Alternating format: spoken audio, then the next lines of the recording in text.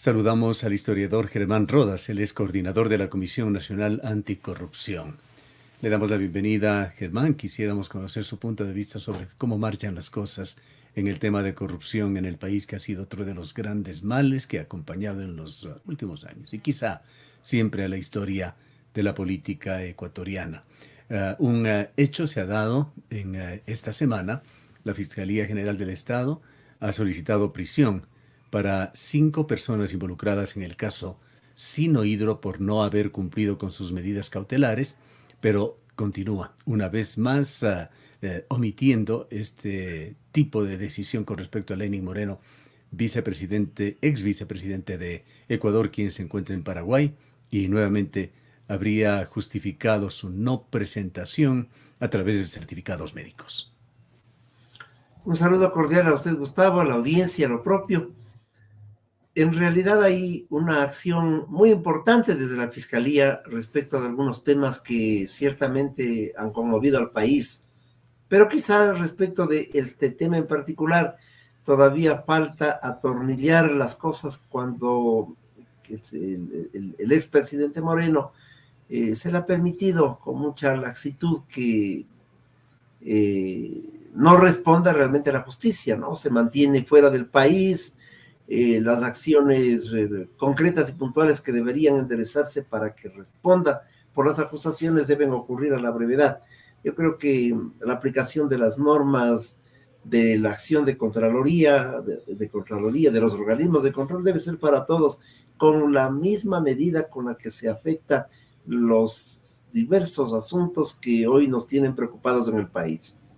Hay una recurrencia de lo que podría llamarse, me parece que los abogados le llaman leguleyadas, dentro de tantas cosas que se están investigando en el caso Metástasis, en el caso Purga, que surge, por supuesto, de intenciones obscuras que se operativizan y culminan con la suspensión de una sesión judicial o cosas por el estilo. ¿Se evidencia algún tipo de lenidad de la Fiscalía en el caso de Lenín Moreno? Creo que ese es un caso que debe darse una mayor atención. Eso sí, coincido con usted. Ese es uno. Hay otros. El caso de Manduriacu, que recibió la sanción de la Superintendencia del Poder del Control del Mercado.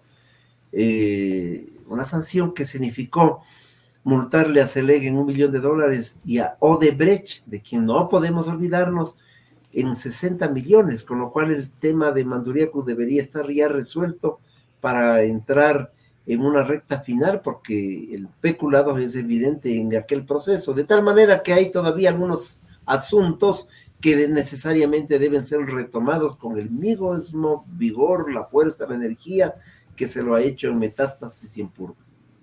Ahora, sin duda, Metástasis y Purga han captado la atención del país y está bien toda la energía que se está poniendo en estos casos, en estas investigaciones, pero hace bien usted en reclamar de que no por eso deben descuidarse otros temas que tienen similar importancia y que no son solamente el distrito de Guayaquil. Así es que Metástasis y Purga están apuntando fundamentalmente a un núcleo delincuencial que es muy específico, que ha logrado capturar a la función judicial, a gran parte de ella, y a su servicio. Y entonces allí están un grupo de delincuentes, narcotraficantes, etcétera, pero hay un grupo de delincuencia también que al menos la Comisión Nacional Anticorrupción ha denunciado permanentemente, que son aquellos de cuello blanco, los señores de Odebrecht y todo su contexto y todo su entorno, a quienes también hay que pedirles que respondan por haber atracado recursos del país. De tal manera que este vértice de jefatura delincuencial no solamente son los delincuentes comunes y traficantes, sino también los otros que han ejercido cargos públicos y que habiéndolos ejercido, muchos de ellos todavía no han sido debidamente procesados. Creo que eso exige el país. Y una cosa adicional, Gustavo, seguramente en Guayas es demasiadamente infamante la situación en relación a que los jueces han sido jueces de alquiler, estuvieron al servicio del crimen organizado. Pero esto ocurre en otras provincias. Nosotros hemos planteado de manera pública la necesidad de abrir investigaciones en provincias como en Manabí, en Esmeraldas, en Pichincha, en Imbabura, en Loja, en Chimborazo, es decir, ojalá en el país, porque si la judicatura, para poner un ejemplo, funcionaba mal, pues la judicatura tiene una competencia a nivel nacional. ¿Por qué dejaron de sancionar a jueces de diversas otras provincias? De tal manera que allí hay una preocupación enorme sobre este tema de ampliar la investigación y de buscar responsabilidades adecuadas y pertinentes en el momento también pertinente y adecuado. Con usted muchísimas veces habíamos hablado, sin que se inicie siquiera el caso Purga, sobre esa infiltración de las mafias en general, de la delincuencia en estamentos del Estado, en estamentos de la justicia. Y esto ha quedado claramente evidenciado en el caso Purga. Quisiera preguntarle a usted su opinión, cómo es que se deterioró, que se presentó una situación tan aberrante en la justicia, con esa operadora de medio nivel, Mayra Salazar, ese eslabón entre los peores delincuentes de Ecuador, Daniel Salcedo, Javier Jordán, el patrón Norero, con estamentos más altos de la justicia que han llegado hasta niveles realmente de primera línea en la organización del Estado. Yo creo que hay varias responsabilidades para hablar de este tema. En el último periodo nosotros hemos señalado que una de las responsabilidades ciertamente está en el mundo académico, porque son quienes forman a los profesionales, son quienes deben promover la formación de abogados, en este caso, con valores éticos pertinentes, y los nuevos profesionales salir a la actividad que les corresponde dotados de una actitud frente a la vida. Pero parecería que no es así. Entonces allí hay una responsabilidad de la academia, que además tiene de profesores a muchos de estos jueces que han estado en el mundo de la corrupción. Y entonces, ¿qué podemos esperar en cuanto a la formación de sus estudiantes? Y además una actitud frente a la vida de muchos jóvenes abogados que hacen cola para defender a los corruptos, sin importarles las líneas rojas y sin importarles los valores éticos. De tal manera que ahí hay una gran responsabilidad que yo creo que el país no debe endosarle porque sí a la academia, sino que autocríticamente la academia debe asumir un comportamiento frente a esta realidad. Y evidentemente también hay una valoración en la sociedad, expresado en esta señora Salazar, Mayra Salazar, que dice, bueno, necesito hacer dinero. Y entonces ocurre que el hacer dinero es simple y llanamente una especie de meta, y para lograrlo no importan las vías. Y esto puede ocurrir no solamente en la cabeza de esta señora, sino que de hecho ocurre también en el comportamiento de muchos sectores que no les interesa sino acumular fortunas, demostrar que las tienen, vivir de ellas y sucumbir ante la corruptela. ¿Esto qué exige? Esto exige un comportamiento colectivo de la sociedad para impedir actitudes de esta naturaleza. Y entonces un sistema nacional anticorrupción que forme en valores a la gente, a los individuos, se vuelve importante y trascendente. Y evidentemente las acciones, las otras, las de confrontación con la delincuencia común y también la de cuello blanco, forman parte de esta realidad para evitar algo que es casi la síntesis del fenómeno de la corruptela, de la delincuencia, etcétera, que se llama impunidad. Un país en donde existe la impunidad es un país en donde se dejan abiertas las avenidas para que transiten por allí los delincuentes. Como usted señala, habas se cuecen en todo lado. Aquí en la provincia de La Suay, un connotado concejal muy cercano al alcalde dio una declaración pública en la cual señalaba que aquí en Cuenca también hay jueces a la carta. Esto ha merecido un reclamo de la Corte Provincial de Justicia, que le ha pedido que concrete, con justa razón por haber caído en un lugar común. Entendemos que es un proceso que se está ventilando. Pero esto no quita, y sin chauvinismos, que la Corte de la provincia de La Suay muestre mejores índices que en el resto del país en administración de justicia, en agilidad en atender los casos, también en transparencia, sin que ni lejanamente sea perfecta. Traemos esto a colación porque aquí hubo una iniciativa muy importante de la Corte de la SUAY y del Consejo de la Judicatura Local a formar hace algunos años una escuela judicial con proyección a nivel nacional para formar justamente profesionalmente a los jueces. Esta escuela fue tomada por el señor Gustavo Yal, llevada a Quito y prácticamente desmembrada, pues no tiene absolutamente ninguna relevancia al momento y estamos viendo el estado de situación de la justicia. Usted reclamaba a la academia. Debería activarse también esta escuela judicial con los más altos estándares para formar a los jueces ecuatorianos, formarlos no solo profesionalmente, también en valores.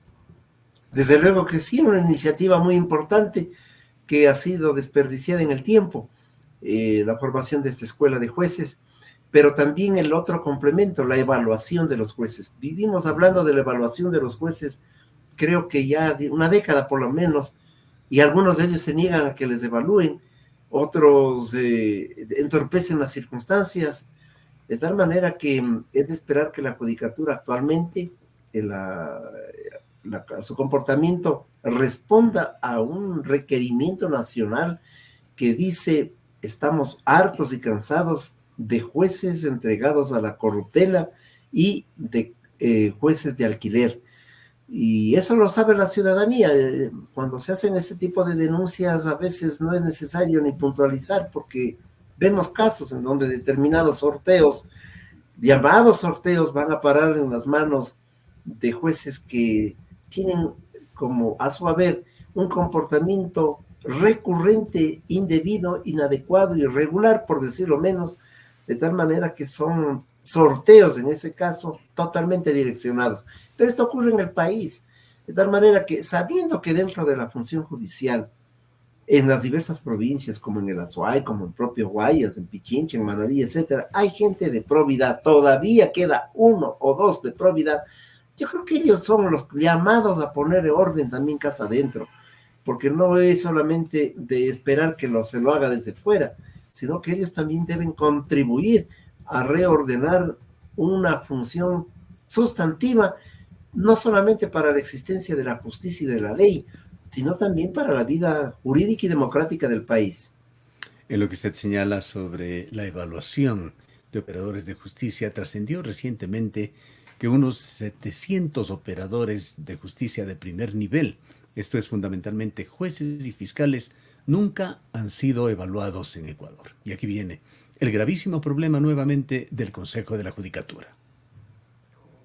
Así es, porque el Consejo de la Judicatura ha vivido al menos un desorden constante en los últimos años. Reemplazos, sustituciones, manipulación desde la judicatura, comportamientos irregulares, sanciones y sentenciados y presos de la judicatura, reemplazos de manera permanente, diría yo, que no le dan estabilidad a una institución, a un organismo, cuya validez en el tiempo también habrá que comenzar a pensarlo, porque parecería que se requiere que la función judicial tenga una acción, una gestión con determinadas independencias, pero al menos la judicatura hoy se está planteando una línea de acción que esperemos que en el tiempo dé resultados. Eso es lo importante. Y la Contraloría Social. Por eso es que la acción de los ciudadanos, de los medios de comunicación, de las propias universidades, debe ser conducida no en el ánimo de generar una noticia mediática o de generar en el año electoral un campo preelectoral, sino de cumplir un rol que demanda la sociedad en su conjunto, que es exigir al poder, a los poderes y a las funciones del Estado, comportamientos de probidad. Otro tema en el cual se tiene que trabajar quizá en un nivel más bajo, pero que tiene connotaciones, es en cuanto a la ligereza con la que se hacen declaraciones públicas. Es decir, se emiten situaciones que no son muy claras o comprobables en estadísticas, incluso en materia económica, o aquellas declaraciones en cuanto a que aumentaron o no los puestos de empleo de Ecuador, a los sueldos dorados, que luego una ministra tiene que rectificarlos, al dinero que se recauda de los ecuatorianos, en este caso 1.400 billones de dólares más con las medidas que ingresarán en el mes de abril, sobre texto del conflicto armado interno, cuando solamente una fracción, un 15% va efectivamente a esto. En muchos países está muy desarrollado el tema del fact-checking, que es una tarea fundamentalmente periodística en la cual lo que dice un mandatario, lo que dice una autoridad, enseguida se lo revisa, se lo chequea en cuanto a su precisión y en cuanto a la validez, a la transparencia con la que se utilizan índices, indicadores para entregar a la población. Quizá es algo en lo que también Ecuador tiene que empezar a trabajar de mejor manera. Yo comparto con usted la apreciación, pero quisiera añadir algo. Creo que uno de los problemas que está viviendo el país en este momento es el periodo de transición. Si un jefe de Estado no comprende que eso es lo que vive el país, corre el riesgo de resbalarse constantemente en medio del discurso y de la opinión, porque parecería que no se ha entendido que es un periodo de transición, sino parecería que es un periodo preelectoral. Y aquello pues genera ciertamente el que se emitan valoraciones que son a lo mejor demasiadamente abultadas, datos que no son coincidentes con la realidad, y parecería que estamos entrando en una pre-campaña electoral, y entonces cuando se gobierna Por en allí pre-campaña por allí electoral, la canciller también, y en un foro internacional importantísimo, me parece que fue con Naciones Unidas, habló de una reducción en muertes violentas en Ecuador de un 60%, cifra que luego no se lo pudo sustentar y sirvió para otros oportunistas políticos para hacer quedar muy mal al gobierno. claro, va de la mano las dos cosas, una pre-campaña electoral y quienes contraponen las tesis y con argumentos a veces también forman parte de aquello. El riesgo de la farándula político electoral está en ciernes sobre el país, y yo creo que quienes dirigen el país tienen que graduarse de estadistas precisamente cumpliendo la tarea y la responsabilidad que el país les entregó para este corto periodo. El resto hay que verlo luego, y no al revés. En todo caso, en estos tiempos de transición, pues no dejan de serlo desde la muerte cruzada hasta que ojalá en febrero del 2025 se elija ya un gobierno más estable y con instituciones más fortalecidas, porque hay un proceso también de renovación de instituciones del Estado por pura coincidencia en la mayoría de los casos o por necesidad, como en el caso de las Cortes. Pero, ¿cuáles son los planes de la Comisión Nacional Anticorrupción? ¿Cuáles son los radares, los termómetros que utilizará en estos periodos de cambio? Bueno, nosotros estamos atentos en la medida de lo posible, porque la comisión sin recursos, sin actividades burocráticas, sino poniendo todo el empeño que podemos, hace hasta donde le es permitido cumplir su tarea por parte de los miembros que constituimos esta comisión. Nos hemos preocupado en Quito, por ejemplo, sobre un conflicto que va a ser nacional tarde o temprano, que significa demoler bienes culturales o de patrimonio nacional o patrimonio local, con la finalidad de dar paso a edificaciones y a un gran negocio de las grandes constructoras del país y de algunas de ellas que no forman parte del territorio nacional. Esto está ocurriendo ya en Guayaquil, insisto, en Quito, con el tema del Hotel Quito, en donde hemos actuado de manera rápida, hemos logrado medidas cautelares para parar lo que significa un negocio de un grupo de chinos, pero sobre todo para defender el bien patrimonial del IES, porque esa fue una venta irregular.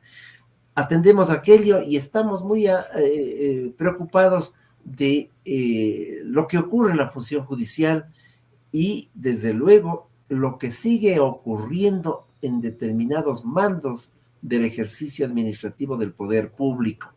Porque hay gentes que están desde hace 15, 20 años en los mandos medios, siguen estándolos, y son aquellos que permiten los actos colusorios con determinados núcleos particulares. Por ejemplo, en la venta, en compra-venta de insumos médicos. Entonces, es tanto más que la función judicial ha dejado en absoluta libertad, ha dado fallos favorables respecto de aquellos que han generado dolo al Estado ecuatoriano en el manejo de la venta de insumos médicos y han retornado a la misma actividad como que no ha pasado nada. Entonces allí hay preocupaciones recurrentes en las que queremos estar atentos porque el país tiene que tarde o temprano levantar en unidad de acción las banderas de la lucha contra la corruptela y en contra de la impunidad. Desgraciadamente aquello está marchando todavía porque ciertos acuerdos políticos, ciertos comportamientos permiten ser laxos con núcleos políticos, económicos, que ciertamente han asaltado al país en el inmediato pasado. Ya que ha mencionado usted el Hotel Quito, ese histórico hotel de la capital que entendemos está inventariado y de allí vienen las acciones de la Comisión Anticorrupción, quisiera preguntarle también, y con esto cerramos un juicio de valor, una evaluación de cómo está desenvolviéndose Pavel Muñoz y su administración como alcalde de la capital.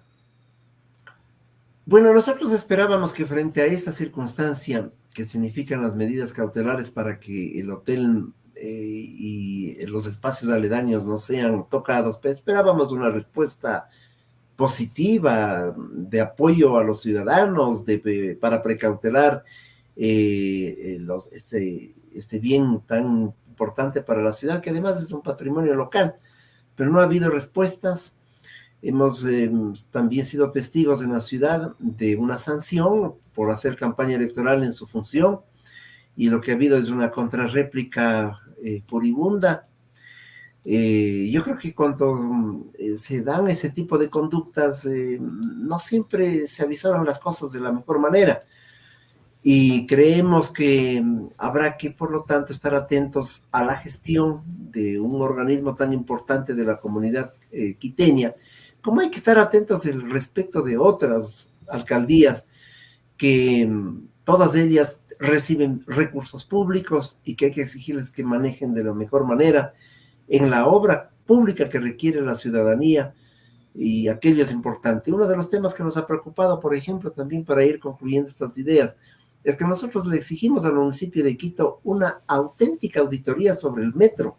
El metro es una obra fundamental para Quito, ha quedado muy bien, todos aplaudimos el que se haya finalizado, pero no nos podemos olvidar que allí se construyó una obra con sobreprecio, que Odebrecht y la compañía española Acciona hicieron lo que quisieron y que no a cambio de que esto que funciona bien, que nos gusta y que estamos alegres, podemos permitir que la memoria nos falle para advertir una realidad, sobreprecio y ausencia de sanciones a estas personas, a estos núcleos delincuenciales que actuaron en la construcción de esta obra. Son dos cosas distintas, la obra bien, pero sancionemos a aquellos que sobrepreciaron al metro.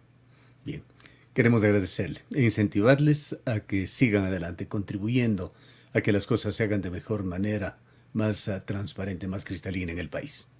Muchas gracias, Gustavo, por la invitación. Un saludo nuevamente a los oyentes y siempre a las órdenes. Declaraciones del historiador Germán Rodas, él es coordinador de la Comisión Ciudadana, Comisión Nacional Anticorrupción.